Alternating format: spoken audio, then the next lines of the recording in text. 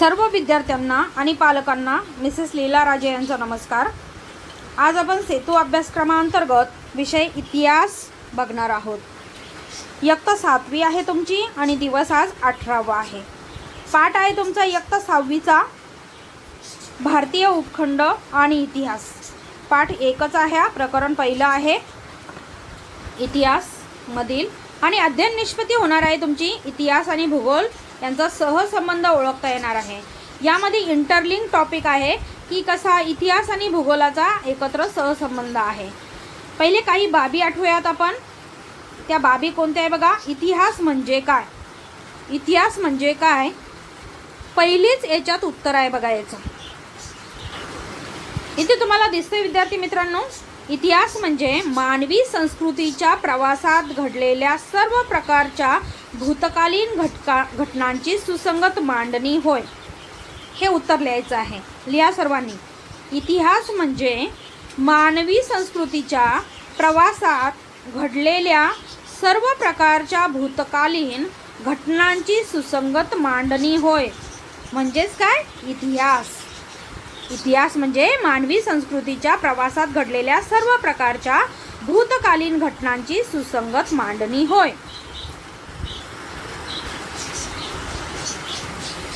विद्यार्थी मित्रांनो, तुम्हाला याचं उत्तर मिळालेलं आहे। इतिहास म्हणजे काय? दुसऱ्या प्रश्नाचं उत्तर मिळूया। इतिहासाचे 4 प्रमुख आधारस्तंभ कोणते? चला तर या प्रश्नाचं उत्तर आहे स्थल, काल, व्यक्ती आणि समाज। हे इतिहासाचे 4 प्रमुख आधारस्तंभ आहेत असं लिहायचं आहे। स्थल, काल, व्यक्ती आणि समाज हे इतिहासाचे 4 प्रमुख आधारस्तंभ आहेत। भारताच्या 4 दिशेला असलेला भूप्रदेश सांगा। चला सांगूया भारताच्या 4 दिशेला असलेला भूप्रदेश। तर भारत इथे काढावा लागेल मला की हा आपला प्यारासा भारत आहे, बरोबर। हा हिमालय, बरोबर। हा प्यारा भारत। यामध्ये 4 दिशा नॉर्थ, साऊथ, वेस्ट आणि ईस्ट। भारताच्या 4 दिशेला असलेला भूप्रदेश सांगा। लिहा उत्तरेला हिमालय, लिहा उत्तरेला हिमालय। भूप्रदेश म्हणजे जमीन, जिथे जमीन असेल त्याला भूप्रदेश म्हणतात। इथे लिहा पश्चिमेला थरचे वाळवंट। लिहिताय ना सर्वजण? लिहा, सर्वजण लिहिणार आहेत। त्याच्यानंतर दक्षिणेला काय आहे? दख्खनचं पठार, लिहा दख्खनचे पठार। आणि पूर्वेला काय? उत्तर भारतीय मैदानांचा प्रदेश, उत्तर भारतीय मैदानांचा प्रदेश, लिहा। पूर्वेला काय इकडे असं आहे ना, उत्तरेकडून पूर्वेकडे उत्तर भारतीय मैदानांचा प्रदेश। लिहिलं का? उत्तर भारतीय मैदानांचा प्रदेश।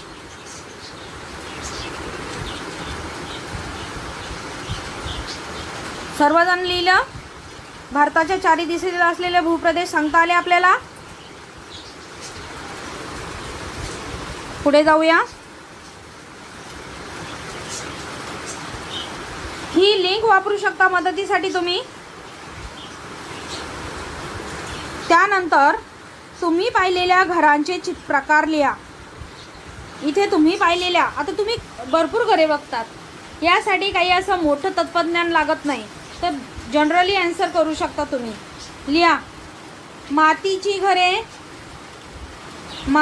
घरे, छपराची घरे, सिमेंटची घरे, अजून एक मजली घर, लिहा 1 मजली घर, 2 मजली घर। आता प्रत्येक मजला मी म्हणणार नाही, इमारत लिहा, इमारत. पुढे लिहा बंगला, बंगला. महल, महल. भरपूर झाली. अजूनही वेगवेगळ्या प्रकारची घरे असतात. उतरत्या छपराची घरे, धाब्याची घरे, बरोबर का. ही प्रकार लिहायचे आहेत. समजलं सर्वांना. पुढे जाऊया. भारताच्या नकाशातून भारतातील भूप्रदेशांची नावे शोधावं लिहा. भारताच्या नकाशातून भारतातील भूप्रदेशांची नावे शोधावं लिहा. इयत्ता 6वीच्या प्रकरणात जाऊया आपण.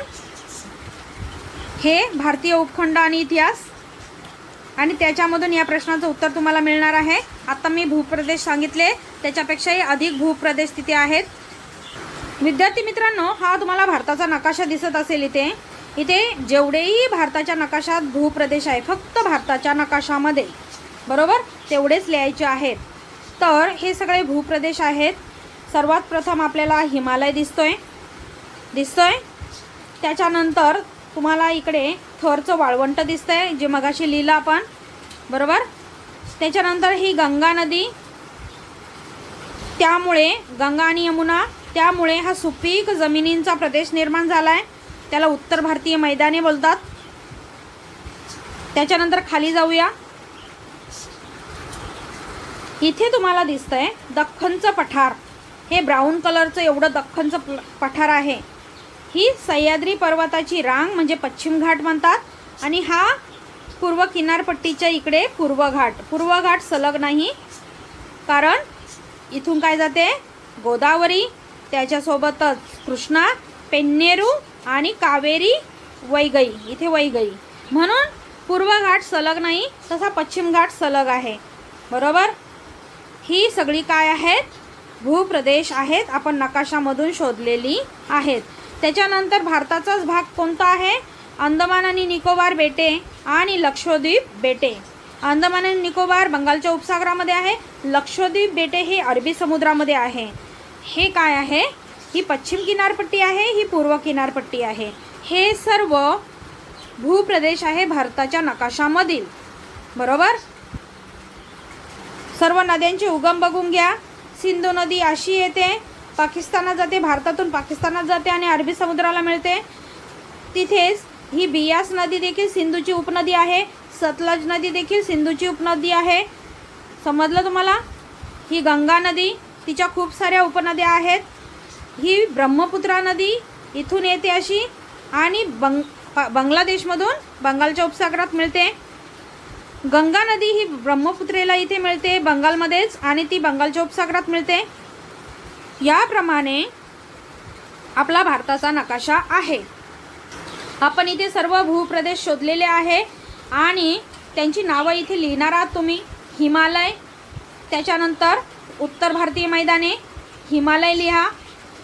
उत्तर भारतीय मैदाने, थरचे वाळवंट, दख्खनचे पठार, सह्याद्री पर्वतरांग, पूर्व किनारपट्टी, पश्चिम किनारपट्टी, पूर्व घाट लिहिली.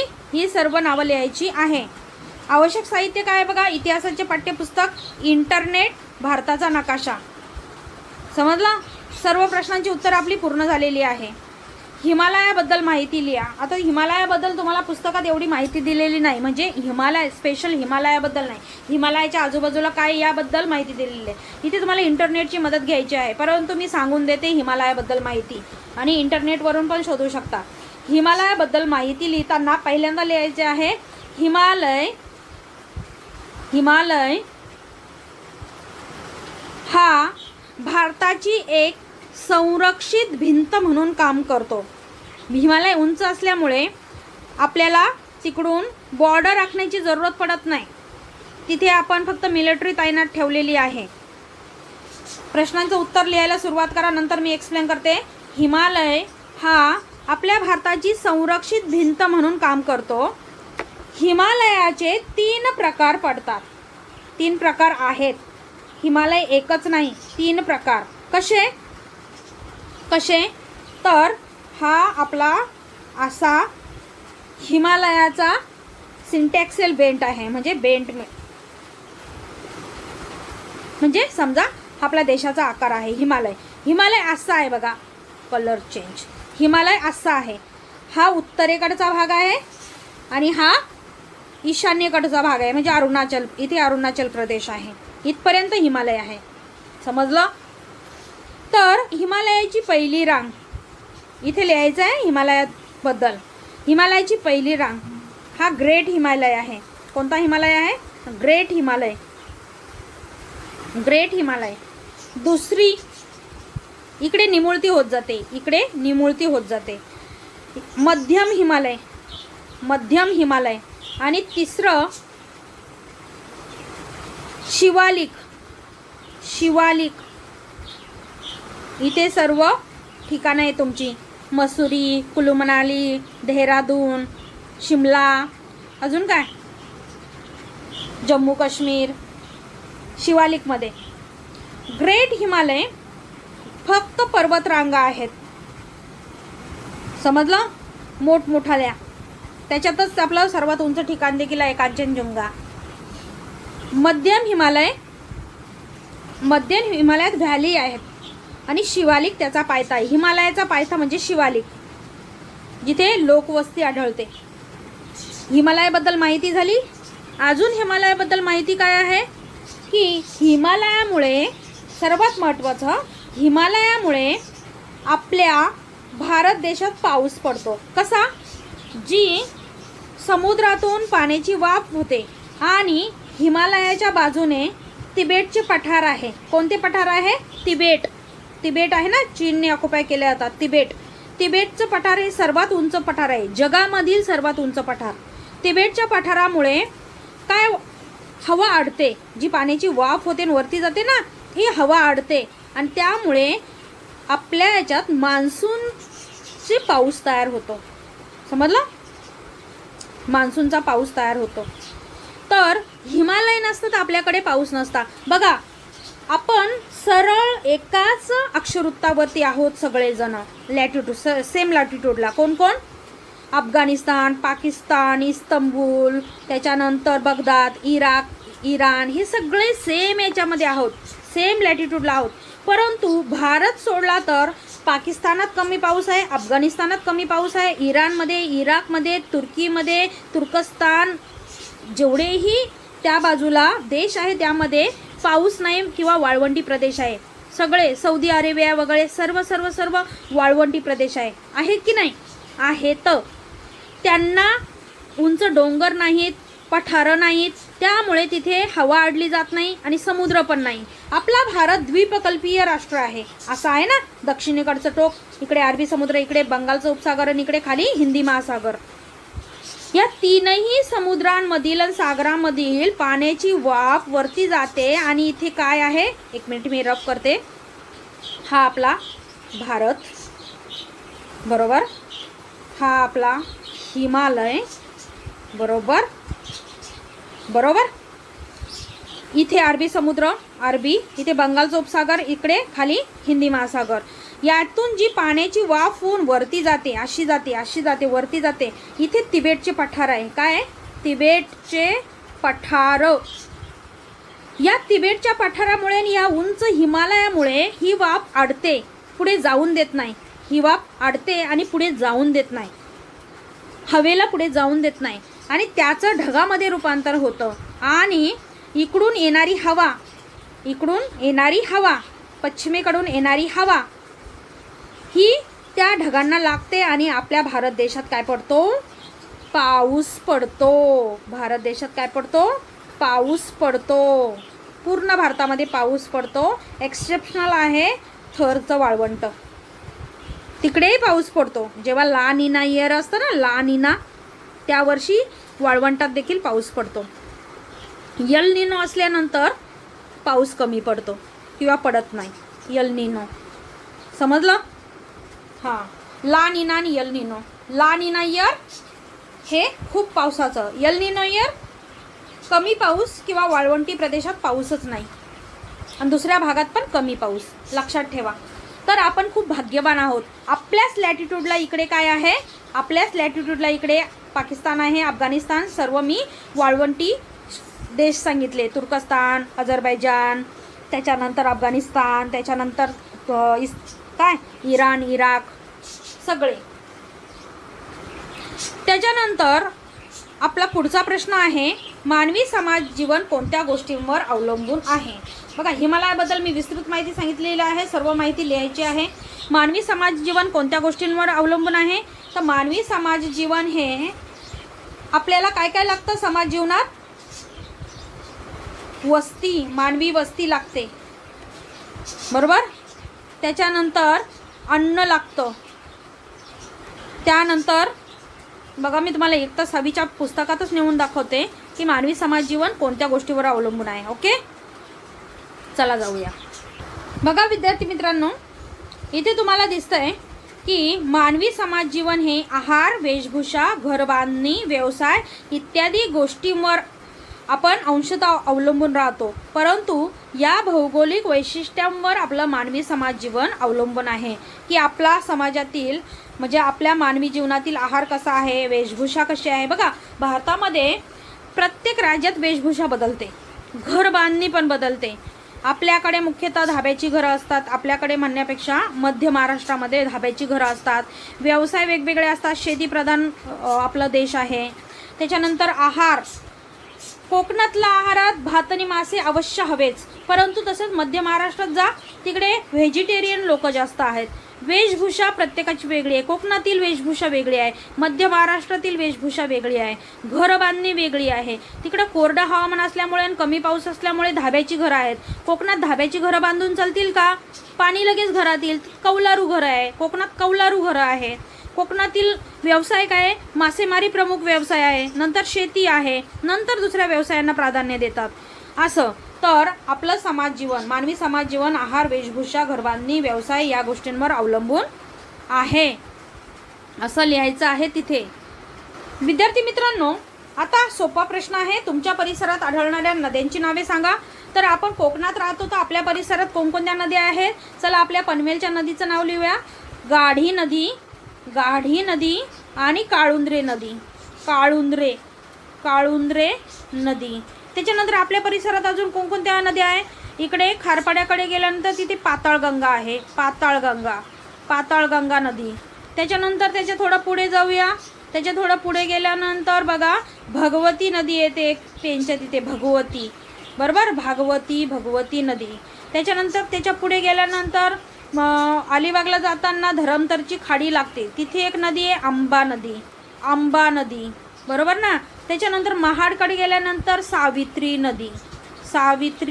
नदी, महाडकडे गेलो आपण, सावित्री नदी. चला, महाडवरून आपण कुठे जाऊया, इकडे खोपोलीला जाऊया. कुठे जाऊया, खोपोलीला कोणती नदी वाहते, तिथून उल्हास नदी वाहते. उल्हासनगरकडे जाते ती, उल्हास नदी झाली, उल्हास नदी. त्याच्यानंतर मुंबईला जाऊया आपण, मुंबईला आलोय आपण, मिठी नदी झाल्यानंतर अजून मुंबईलाच आहे बाणगंगा. खूप साऱ्या नद्या झाल्या, बस झाल्या एवढ्या नद्या, आपल्याला जास्त नकोत. तर तुमच्या परिसरात आढळणाऱ्या आपण नद्यांची नावे एवढी लिहिली आहे. गाढी नदी, काळुंद्रे नदी, पाताळगंगा, भागवती, आंबा नदी, सावित्री नदी, उल्हास नदी, मिठी नदी, बाणगंगा नदी. एवढ्या नद्या बस झाल्या आपल्याला. तर आपण प्रश्नाचं उत्तर मिळवलेलं आहे. काय समजलं तुम्हाला ही कृती करून, काय समजलं बरं तुम्हाला ही कृती करून. वरील कृती केल्यावर तुला भारतीय उपखंड आणि इतिहास या पाठात काय समजले हे लिहा. तर भारतीय उपखंड आणि इतिहास या पाठात मला समजले की भारताच्या चारही भागाला वेगवेगळे भूप्रदेश आहे आणि त्या भूप्रदेशांचं महत्त्व काय आहे हे मला समजलं आहे. त्यानंतर भारतामध्ये वेगवेगळा आहार आहे, वेगवेगळा पोशाख आहे, वेगवेगळी व्यवसाय आहेत, वेगवेगळी घरबांधणी आहे, हेही मला समजलेलं आहे. भारतीय लोकांचं समाज जीवन कसं आहे हे देखील मला समजलेलं आहे. असं तुम्ही लिहायचं आहे. काय काय मी मुद्दे वापरले, भारतीय भूप्रदेश, भारतीय समाज जीवन, भारतीय भूप्रदेशांचं महत्त्व आणि त्यानंतर भारतीय समाज जीवनात असलेले घटक. ओके, झाली आजची कृती ही पूर्ण झालेली आहे. आणि गुगल अर्थ अर्थच्या माध्यमातून तुम्ही बघू शकता. बघा, मी पहिला व्हिडिओ तुम्हाला गुगल अर्थच्या माध्यमातून ब्राझिलिया दाखवलं होतं. तर इथे तुम्ही गुगल अर्थच्या माध्यमातून थरचं वाळवंट बघू शकता. त्याच्यानंतर गुगल अर्थच्या माध्यमातून तुम्ही हिमालय बघू शकता, दख्खनचे पठार बघू शकता. तर यूज करायचं आहे. ही आपली आजची कृती होती, जी आपण पूर्ण केलेली आहे आणि तुम्ही ती सेतू अभ्यासक्रमाच्या वहीत व्यवस्थित लिहिणार आहात.